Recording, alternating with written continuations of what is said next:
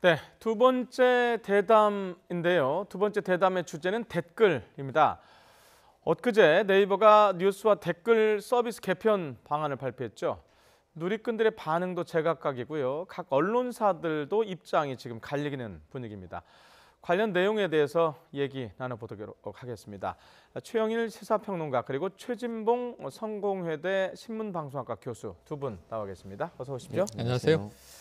자, 우선 개인적인 질문을 좀 시작을 해야 될 것 같습니다. 최 교수님, 댓글 혹시 다십니까? 저는 잘 안 답니다, 댓글을. 이유는? 이유는 댓글을 쓰는 거 자체가 저는 개인적으로는 별 의미가 없다고 보고 있는데. 의미가 없다? 네, 저는 그렇게 생각하는데 일반인들은 그렇게 생각하는 것 같아요. 역시 이유는? 이유는 그냥 저는 그 댓글 달아가지고 그게 사람들한테 영향을 미친다거나 아니면 사람들이 그걸 보고서 영향을 받는다고 생각하지 않았거든요. 그래서 저는 댓글을 안 달았는데 연구를 보면 대체적으로 특히 젊은 세대들 같은 경우에는 뉴스 기사를 읽기 전에 댓글을 보는 경향이 훨씬 높다라는 조사 결과가 나온 게 있어요. 그러다 보니까 결국은 댓글의 중요성이 지금 중요하게 인식이 되고 있는데 아마 제가 이제 50대니까 이게 아마 나이에도 연관이 좀 있는 것 같아요. 그래서 저는 댓글을 안 달지만 요즘 젊은 세대들은 대체적으로 기사를 읽기 전에 댓글 먼저 읽고 댓글에서 어느 정도 의미가 있다고 생각하면 기사를 읽는 이런 양태를 보이고 있다는 결과들이 좀 나와 있는 상황입니다. 개인적인 말씀하셨으니까 저도 개인적으로 댓글은 거의 안 씁니다. 그리고 물론 SNS를 하긴 하는데 페이스북 같은 걸 그 좋아요 같은 거를 누를 때 상당히 조심합니다. 왜냐하면 논란이 되고 있는 사안이나 혹시 정치적인 사안에 대해서 내가 좋아요를 눌렀을 경우에 그 상대방이 저를 비토할 수가 있거든요. 저는 언론인이고 이렇게 대담을 해야 되는데 왜 저 사람 편 들었니? 이라고 하면 할 말이 없거든요. 맞습니다. 어떻습니까, 개인적으로? 그래서 저도 같아요. 저는 정치적인 의견, 어떤 정치적인 정책적인 것에 대한 논평을 방송에서 하고 있는 입장이기 때문에 댓글은 전혀 쓰지 않고요. 다만 두 분과 좀 다른 게 댓글을 열심히 봅니다.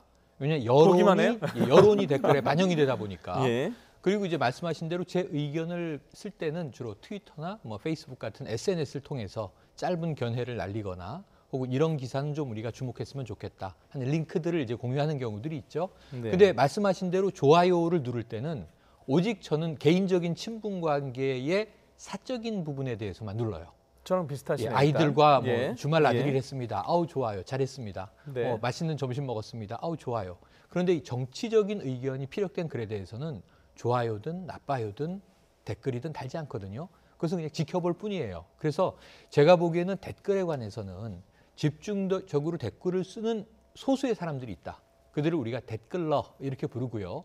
주로 연예인이든 정치적인 부분이든 악플만 주로 다는 분들이 있습니다. 악플러 이렇게 부르죠. 이름이 아예 만들어져서. 하지만 침묵하는 다수는 보는데 어쨌든 댓글은 그래도 여론에 영향을 주는 것이 기사를 보고 댓글을 보면 나는 좋다고 생각했는데 다수의 사람들이 나쁘다고 생각하네. 그럼 나의 의견을 바꿀 가능성이 높거든요. 여론의 영향을 분명히 미친다. 이렇게 봅니다. 자, 제가 두 분의 말씀 중에서 키워드 한 단어씩을 잡았는데요. 댓글을 쓰지 않는 이유가 댓글이 별 영향이 없을 거다라고 그렇게 생각을 했다는 건데 어떻게 생각하십니까? 전 영향이 있다고 보는 거죠. 있다. 꽤 있다고 보는 거죠. 그리고 댓글은 확대 재생산이 돼요. 그러니까 댓글을 나빠요라고 썼을 때 밑에 왜 나빠요라고 달리고 이제 논쟁이 막 벌어지는 경우를 봅니다. 그래서 네티즌들이 갑론을박하는 경우에는 그것이 뜨겁게 논쟁이 펼쳐지면 어떻게 되냐면요. 기성 미디어가 그 댓글을 발췌해서 방송에서 다루게 됩니다. 그러면 이게 인터넷 논쟁이 사실은 미디어 논쟁으로 격화되거든요. 매일 있는 현상입니다, 이게. 예를 들면 우리가 뉴스를 볼 때 어떤 뉴스가 중요하지? 사람들이 관심이 많은 뉴스가 중요하잖아요. 많은 뉴스란 어떤 뉴스지? 실시간 검색어에 올라오는 거거든요. 실시간 검색어에 올라온다는 건 많은 사람이 클릭을 했거나 검색을 해본 뉴스인데 거기에는 자연히 댓글이 많이 달리게 돼 있어요. 그래서 요즘에는 공분이 좀 이제 격화되는 그런 뉴스들이 많기 때문에 거기에 대해서는 어떤 의견이든 좀 온건한 의견이든 강경한 의견이든 댓글은 많이 달리게 되고 댓글이 많이 달린 기사가 트래픽이 높은 기사이기 때문에 그것은 분명히 사회적으로 영향을 주게 됩니다. 조금 전에 최 평론가님이 이 앞에 답변에서 제가 끌어낸 키워드 단어가 여론이 댓글이란 말씀을 하셨어요. 동의하십니까? 그렇게 동의하지 않습니다. 그러니까 댓글이 여론은 아니고요. 그러니까 댓글이 영향을 미친다는 거 제가 아까 말씀드린 건 제 개인적으로는 그렇게 생각을 하고 저는 사용하지 않지만 많은 사람들이 댓글에 영향을 받아요. 그런데 그 댓글이 그럼 과연 현재 우리의 여론을 그대로 반영하는지 절대로 그렇지 않습니다. 그 댓글은 주로 이제 댓글러라고 아까 표현하셨는데 댓글을 열심히 다는 사람들, 일부의 사람들의 의견이 거기 들어가는 것이고 네. 이번에 이제 그 드루킹 사건에서 볼 수 있듯이 매크로 프로그램이나 아니면 뭐 매크로 프로그램을 드루킹처럼 정치적인 이유 때문에 쓰는 사람도 있지만요. 기업이나 회사 같은 경우는 본인들에게 긍정적인 기사 같은 경우는 매크로 프로그램을 이용해서 그걸 공감을 올리는 경우도 많아요. 그러니까 그런 경우는 결국 어떤 조작, 우리가 소위 얘기하는 왜곡이라고 하는 여론의 왜곡과 조작이 충분히 일어날 수 있는 그런 상황인 거죠. 그래서 댓글이 문제가 되고 있는 것이고요. 만약에 여론을 있는 그대로 반영한다면 댓글이 중요하겠지만 지금의 댓글 환경을 보면 있는 그대로의 여론을 절대로 반영하지 않고 다양한 형태의 왜곡과 아니면 조작이 일어날 수 있는 요소를 갖고 있는 상황이다. 이렇게 볼 수 있겠습니다. 자, 근데 아까 처음에 말씀하셨어요. 언제부턴가 젊은이들 중심이라고는 했지만 네. 뉴스 자체는 안 봐도 댓글을 먼저 본다는. 그렇습니다. 근데 왜 댓글을 볼까요? 그렇게 조작되거나 이럴 예. 수 있는데. 그건 아주 저는 자연스러운 인간 심리라고 보는 것이 예. 공동체에서 네. 기사는 어떤 매체, 어떤 기자가 쓴다는 걸 우리가 다 압니다. 예. 그 기사를 관심 있으면 보겠죠. 평창 동계올림픽에 대해서 이 기자는 굉장히 극찬을 했네. 네. 저 기자는 상당히 비판을 했네. 네. 그럼 이제 읽은 독자인 저는 헷갈릴 수 있잖아요. 예. 왜 이쪽은 이런 관점으로 보고 저쪽은 저런 관점으로 봤을까? 그러면은 자신의 스탠스를 정하기 위해서 다른 사람들은 어떤 생각을 할까? 그 댓글에서 공유할 수 있게 되는 거죠. 그 댓글은 원래 공유와 공감의 정신으로 만들어진 거예요. 저는 이 최 교수님이 말씀하신 댓글은 조작 여지가 있다. 분명히 인정하고 그것 때문에 지금 포털이 문제가 된 거지만 댓글의 원래 의미는 뭐냐 하면은 자정작용이에요. 특정 미디어가 특정 시각으로 특정한 기사를 쓰는 것을 대중, 우리가 이제 그 집단지성이라고 부릅니다. 집단지성이 짧은 글을 하나씩 달므로써 100명이 글을 단 기사의 내용에 90개의 글이 이 기사가 문제가 있다라고 한다면 그걸 본 저도 이 기사에 문제가 있다는 시각에 동조하게 돼 있어요. 근데 이게 순수하게 100명이 의견을 단 거라면 그건 우리 사회의 집단지성이 아주 바르게 흘러가고 있다는 의미가 되는데 문제는 거기에 소수의 댓글러들이 편향적으로 의견, 여론을 이끌어가려고 하거나 매크로와 같은 기술적인 치팅이죠, 일종의 네. 사기 기법을 써서 여론을 막 주도하려고 하거나 하는 경우에는 그것은 위법적인 행위이므로 우리가 차단해서 엄단을 할 것이지 매크로나 소수 댓글러 때문에 댓글 문화 자체가 다 문제가 있다라고 하면 우리는 집단지성을 부정하게 돼요. 네. 그래서는 안 된다고 보는 거죠. 네. 자, 지금 뭐 지난 정부에서 물론 있었던 일이지만은 기무사 국정원 동원한 댓글 조작이 있었고요. 있었죠. 그리고 이른바 지금 현재 이제 수사가 진행 중인데 드루킹의 댓글 조작이 있었어요. 네. 이 댓글이라는 게 언론사는 아닌데 네. 그 어떤 언론사보다도 파괴력이 더 센 거 아니냐 그렇죠. 이런 얘기도 있어요. 그렇죠. 그러니까 최인일 평론가 방금 말씀하신 그 내용하고 연관된 부분인데요. 네. 일반인들이 댓글을 읽으면서 무슨 생각이 드냐면 우리가 이걸 이제 전문 용어로 하면 두 가지. 언론학에서는 침묵의 나선 이론이라는 게 있어요. 그리고 또 하나는 밴드웨건은 많이 아실 거예요. 네. 그러니까 밴드웨건 현상이라고 하는 것은 많은 사람이 공감했고 많은 사람이 이렇게 생각한다. A라는 방향으로 생각한다고 하는 것을 지금 댓글이나 공감을 통해서 보여주는 거잖아요. 공감수가 높으면 높고 그 공감수가 높은 댓글이 가장 위에 배치하도록 네이버가 지금까지 해왔어요. 그러면 댓글을 읽는 사람 입장에서 대부분의 사람들은 이렇게 생각하는구나. 근데 만약에 그 개인이 읽는 개인이 그 생각과 다른 생각을 갖고 있을 때는 적극적으로 자기 의견을 표현하지 않습니다. 왜냐하면 대중이 생각하는 생각과 반대되는 의견을 갖고 있다고 하면 그 의견을 밝히는 순간 본인이 대중으로부터 소외된다고 하는 위협감을 느끼게 돼요. 그러니까요. 그렇죠. 그래서 결국은 댓글이 영향을 미치는 거거든요. 근데 그 댓글이 조작됐다고 하면 진실이 아닌데 공감을 많이 받은 것처럼 지금 인식이 되는 거 아니겠어요? 예. 그렇다고 하면 여론이 조작됐는데 그 여론이 대중의 여론인 것처럼 인식하게 되고 거기에 반대 의견을 갖고 있는 사람은 적극적으로 자기 의견을 표현하지 않게 되면 결국 여론이 한쪽으로 쏠리거나 몰리거나 아니면 편향된 쪽으로 갈 가능성이 있지 않겠습니까? 예. 그래서 댓글이 위험하다는 거죠. 그러니까 댓글을 통해서 영향을 받게 되면 결국 공정하고 객관적인 어떤 보도의 기사의 영향보다는 누가 댓글을 쓰고 그 댓글에 얼마나 많은 공감을 받았느냐가 결국 여론 전체를 주도해가는 역할을 하게 된다. 이렇게 볼 수 있겠습니다. 예. 자, 이제 거꾸로 진행을 한번 네. 해볼게요. 자, 그러면 이거 방지하려면 어떻게 해야 될까요? 이걸 방지하기 위해서는 저는 사실은 두 가지 방법밖에 없는데요. 예. 하나는 지금 포털에 이 댓글과 관련된 관리의 기능이 다 집중돼 있다는 겁니다. 여기는 댓글만이 문제가 아니라 댓글은 어디엔가 달리는 글이잖아요. 네. 댓글이 없던 시절에는 사람들은 자신의 의견을 어떻게 표출했냐면 블로그를 주로 썼어요. 길든 짧든 네. 내 생각을 내가 내 일기장처럼 적고 대중들에게 공유한다든가 아무도 안 보는 블로그도 있죠. 많은 사람들이 들어와서 보고 공감하면 그걸 우리가 파워 블로거 이렇게 불렀죠. 지금은 파워 트위터리안 혹은 뭐 이제 파워, 소셜 뭐 이 테이너 이런 식으로 부릅니다. 네. 영향을 주는 주도자들이 있고 다수는 그걸 보면서 의견을 거기다가 곁들이는데 방지하는 첫 번째는 뭐냐 하면 댓글의 문제를 해결하기 위해선 기사의 문제를 먼저 해결해야 되기 때문에 이 기사를 포털이 편집하는 뉴스 편집 권한에 대해서 네. 대대적인 수술이 필요하다. 그래서 네. 지금 네이버가 1차, 2차 개편안을 내게 된 겁니다. 이게 네. 첫 번째고요. 예. 두 번째 뭐냐면 이건 참 시간 걸리는 일인데 아까 제가 말씀드렸다시피 20년 동안 인터넷 댓글을 보다 보면 어떤 댓글이 문제가 있으며 어떤 댓글이 순수한지를 직감적으로 사람들은 판단을 해요. 네. 그 다수가 또 토론을 합니다. 이 댓글은 순수한 걸까? 아니면 기관이 단 걸까? 정치 세력이 단 걸까? 조작된 걸까? 매크로도 잡아냅니다. 네. 전문가들이. 네. 근데 이 또 많이 본 사람들은 직관적으로 이것은 지금 뭔가 문제가 있다라고 하는 댓글을 알고 거기에 대해서는 서로 조심하기 위한 노력을 해요. 이걸 우리가 뭐라고 부르냐면 아까 제가 집단지성이라고 좀 개념적이고 추상적인 표현을 썼지만 이게 바로 이 디지털 리터러시, 미디어 리터러시라고 해서 네. 우리가 온라인 공간에서 어떤 정보를 취사 선택할 때 자신의 소양이 필요하다는 거예요. 우리나라 사람들이 인터넷 초창기부터 접해서 우리가 IT 강국이라고 불렀지 않습니까? 네. 그래서 어떤 문제가 있는 댓글들을 대부분은 스스로 필터링해낼 수 있는 능력을 가지고 있어요. 그래서 저는 이 대중을 너무 불신하고 우매하게 바라보고 뭐 이 드루킹이 매크로 같은 거 돌리고 서버를 세팅해서 킹크랩을 막 가동하면 여론이 막 조작된다. 저는 이 드루킹 사태는요. 매크로나 댓글 조작의 빙산의 일각입니다. 아니 드루킹 하나가 문제면 드루킹을 체포했고 지금 법적 처단하면 왜 네이버한테 이 대대적인 수술을 하라고 그러겠어요? 드루킹 같은 사태가 있어 왔고 앞으로도 있을 것이기 때문에 그런데 그렇다면 우리가 지금까지 가져온 선거에 대부분의 여론이 조작됐던 것인가? 전 그렇게 믿지 않습니다. 그래서 이 조금이라도 어두운 세력이 개입할 여지들은 차단해 나가야 하지만 이 책임은 네이버는 어두움의 영역을 방치하고 방조했던 책임이 있기 때문에 이걸 투명하게 수술하라고 지금 요구하는 것이고 나머지는 우리 사회에서 온라인을 쓰고 있는 우리 국민들, 유권자들 혹은 뭐 이제 이 뉴스 사용자들의 대부분이 집단지성을 통해서 소양을 통해서 극복해 나갈 수 있다. 다만 시간은 걸린다. 이렇게 말씀드리겠습니다. 알겠습니다. 두 가지 방향성을 말씀해 주셨는데 네. 자, 며칠 전에 네이버 한성숙 대표가 어찌됐든 구체적인 얘기를 했으니까 그 들어보고 또 질문을 드리도록 하겠습니다. 들어보시죠. 네이버는 더 이상 뉴스 편집을 하지 않겠습니다. 네이버 편집자가 더 이상 기사를 배열하지 않겠습니다.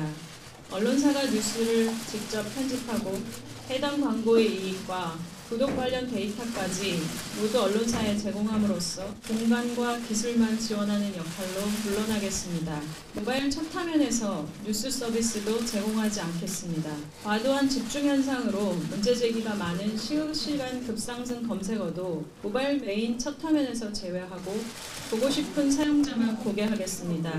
페이스북, 구글 등 글로벌 사업자처럼 개인화된 뉴스 피드판을 보조적으로 제공하겠습니다. 댓글 문제에 대한 해법의 하나로 외부에서 제시해 주신 뉴스 아웃링크도 적극 추진하겠습니다. 자, 들어보셨는데요. 방향성에서부터 실현 가능성 어떻게 평가하십니까? 방향성이 잘못됐다고 봅니다. 예. 두 가지 점에서. 예.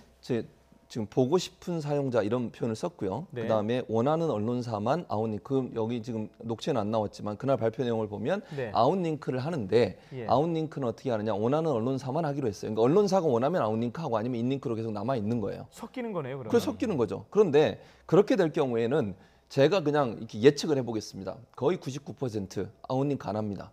예. 왜냐면요, 우리나라에 언론사가 많잖아요. 그 예. 모든 언론사가 네이버를 통해서 뉴스 서비스를 하고 있는 건데 지금 상황에서 아웃링크를 일부만 나간다고 생각해 보세요. 그러면 네이버를 이용하던 이용자가 아직도 네이버에서 뉴스를 서비스 받을 수 있는 기회가 남아 있는 이상 절대로 절대로라는 표현은 좀 더 제가 좀 과하다고 표현해요. 어쨌든 대부분이 언론사의 홈페이지에 들어가서 뉴스를 소비하는 것보다는 기존에 이미 습관화되어 있는 네이버를 통한 뉴스 소비를 계속 할 가능성이 높아져요.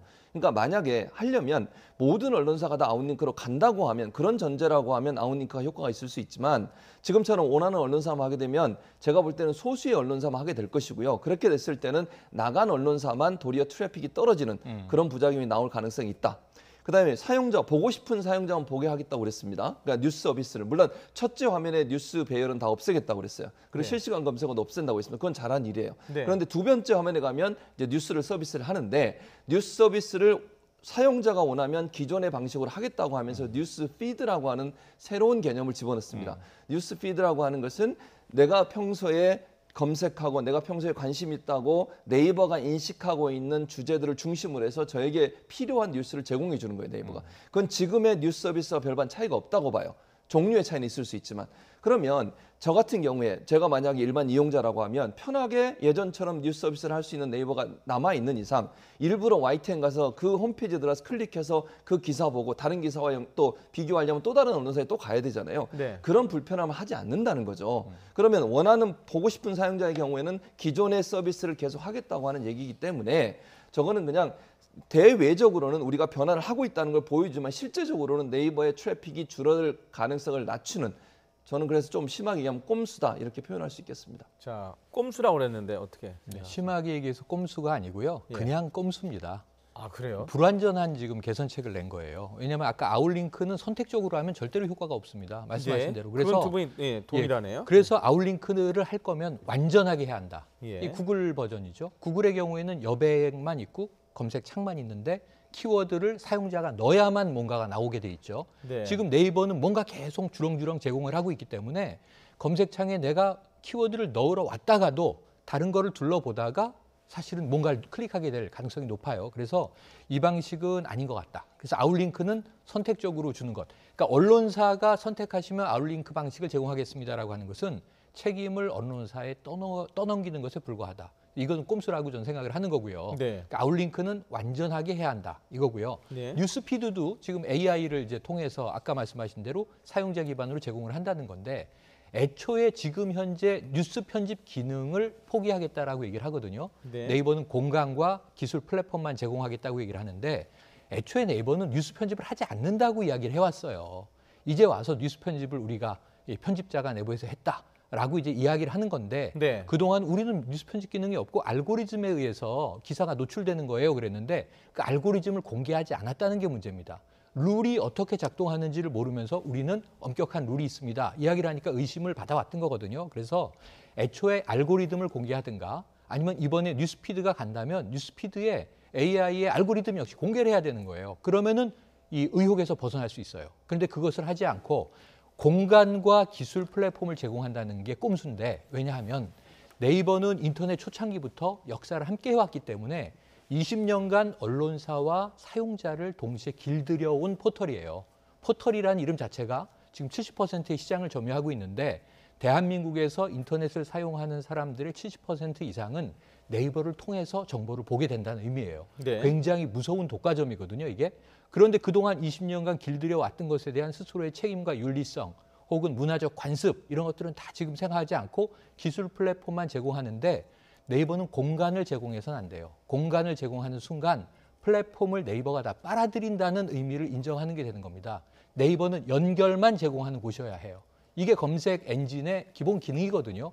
우리를 통해서 쉽게 정보를 찾아가세요라고 하는 서비스가 정보검색 서비스인데 공간을 제공한다는 말 자체는 지금까지의 우리의 기득권을 그대로 네이버의 공간 안에 가둬두고 있겠다. 이걸 쉽게 말해서 정보의 가두리 이렇게 부릅니다. 우리가 양식장을 가두리라고 부르는 것처럼 언론사를 그 안에 가두고 있었던 거거든요. 네이버 안에 정보 제공이 안 되면 검색이 안 됩니다. 당신 쪽으로 우리는 트래픽 못 갑니다. 가두고 있었던 건데 이걸 풀어헤칠 거면 완전히 풀어헤쳐야 천연의 정보 바다로 돌아가는 것인데 가두리는 존재하는데 다만 이런저런 꼼수로 원하시면 아웃링크 가져가시고 원하시면 뉴스피드 보시고 하는 얘기들은 기존의 서비스를 첫 메인 화면에 모아놓지 않고 다소 분산한다는 것 외에는 근본적인 해결책은 제시하고 있지 못하다 이렇게 보여집니다. 지금 두 분 다 틀렸다, 꼼수다 이렇게 얘기를 했는데 그렇게만 하면 저희가 오늘 이렇게 앉아서 얘기하는 게 없으니까 마지막으로 정리해 주시죠. 그렇다면 자, 뭘 보완해야 되는지 어떻게 나아가야 되는지 말씀을 좀 해주시죠. 저는 기본적으로는 뉴스 아웃링크는요 모든 언론사한테 해야 돼요. 지금 현재 그 PC 화면에서는요 네이버가 아웃링크를 모든 회사에 하고 있어요. 선택적으로 하지 않고 PC에 잘 아시겠지만 PC에 들어가서 네이버를 쳐보세요. 그러면 뉴스가 나오는 게 아니라 언론사의 그 뭐 로고가 담겨 있는 조그만 판들이 나오잖아요. 그걸 클릭해서 들어가게 만드는거나 아니면 검색에서 만약에 어떤 정보를 검색했을 때 그 기사를 읽고 싶으면 기사를 클릭하는 순간 홈페이지, 그러니까 언론사의 홈페이지로 넘어가게 만드는 거죠. 지금처럼 이렇게 선택적으로 하겠다고 하면 선택적으로 하겠다고 하는 순간 아웃링크 효과가 떨어진다는 거 말씀을 드리고 싶고 뉴스 피드 같은 경우도 저는 포기해야 한다고 생각합니다. 뉴스 장사해서 본인들이 비판을 받았었잖아요. 근데 뉴스 피드는 결국 지금의 뉴스 서비스를 다른 방식으로 또 하겠다고 하는 얘기밖에 안 돼요. 그래서 뉴스피드 그걸 계속 가져가겠다고 하는 것은 결국 뉴스 장사를 포기하지 않겠다고 하는 것이기 때문에 네이버의 여론의 영향력을 줄이겠다고 하는 지금의 취지하고 맞지 않습니다. 그래서 뉴스피드를 저는 포기한다고 생각을 하고요. 단순히 뉴스를 검색해서 그 검색된 뉴스를 보여주는 것만 하고 클릭하는 순간 언론사가 갖고 있는 홈페이지로 바로 넘어가도록 하는 제도로 바꾸지 않으면 기본적으로 본인들이 원하는 성과를 내기는 어렵다 이렇게 보여집니다. 자, 시간이 얼마 없는데 혹시 보태실 말씀이 있으신가요? 똑같은 말씀입니다. 이게 최근에 이 네이버 개선책 2차까지 발표를 보고 이 지금 민주평화당이죠. 김경진 의원이 낸 안이 똑같습니다. 저하고. 완전 아웃링크를 실시하라. 그러니까 한국판 구글로 전환하라. 그렇지 않은 한은 이 어떤 의혹에서도 벗어나기 어렵거든요. 물론 네이버가 이 세계에서 거의 유일할 정도로 공산권, 구사회주의권 국가를 빼고는 자본주의 체제 국가에선 유일하게 야후와 구글과 싸워서 1위를 유지하고 있는 국가의 토종 이 포털이에요.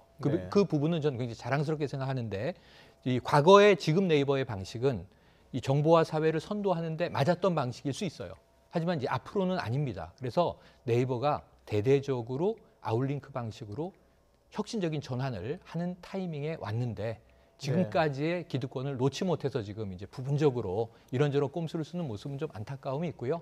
좀 이제 미래를 위해서 네이버가 그동안에 유지했던 것들을 내려놓고 새로운 수익 모델을 창출할 필요성이 있다. 이렇게 좀 조언을 드리고 싶습니다.